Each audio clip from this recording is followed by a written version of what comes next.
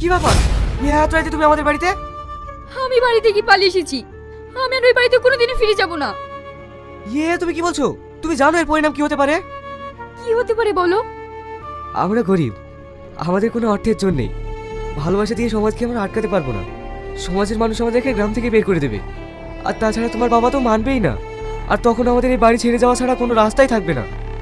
তুমি কাজটা ঠিক করেনি। আমাদেরকে বাড়ি থেকে তাড়িয়ে দিলে আমরা কি খাবো, কোথায় থাকবো বলো? তাই বলছি তুমি ফিরে যাও। আমি ফিরে যাওয়ার জন্য আসিনি শাহিন, তুমি আমাকে ফিরিয়ে দিও না। ঠিক আছে, ঘরে উঠে এসো। একটা মেয়ে ছেলের ভালোবাসা ছাড়া অসহায়। ও যখন চলে এসেছে তাহলে থাক। তাতে আমাদের কপালে যা আছে তাই হবে। কি করছো তুমি? এসব পারবে না, তোমার হাত পড়ে যাবে। না না, আমার অসুবিধা নেই, আমি পারবো। বলছি না, তুমি সরে এসো। তাহলে আপা আমি সবজিগুলো কুটি, তুমি রান্না করো। ঠিক আছে, তাই করো। উফ, ইস, হাতটা কেটে ফেললে। আমি বললাম না তুমি এসব পারবে না। কি রে, কি হলো? এই দেখো, শ্রাবণী হাত কেটে ফেলেছে। কি দরকার ছিল এসব করতে যাওয়ার?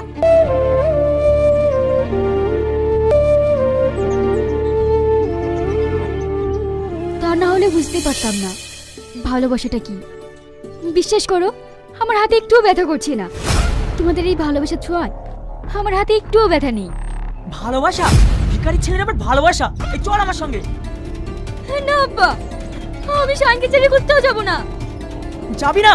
এই ছোট লোকের বাচ্চা, তোর এত বড় স্পর্ধা, তুই আমার মেয়েকে নিয়ে এসেছিস। মার ওকে। না না, আমার ভাইকে মারবেন না, ওর কোনো দোষ নেই।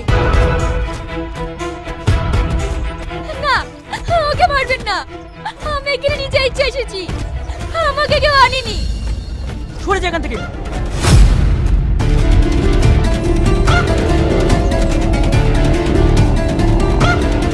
Hello sir. কি হচ্ছে সব?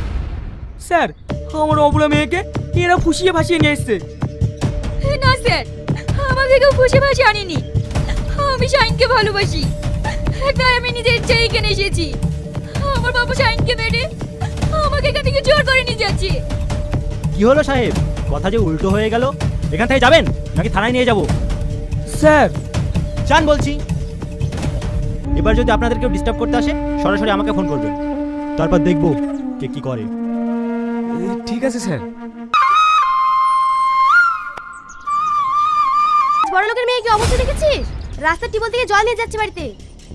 এইবার ঠেলাই পড়েছে। যেমন মেয়ে তেমন ঠিক হয়েছে। ওর বাপের যা অবস্থা, আর কোন জায়গায় বিয়ে হয়তো তুই জানিস? খেয়ে নাও ভাবি।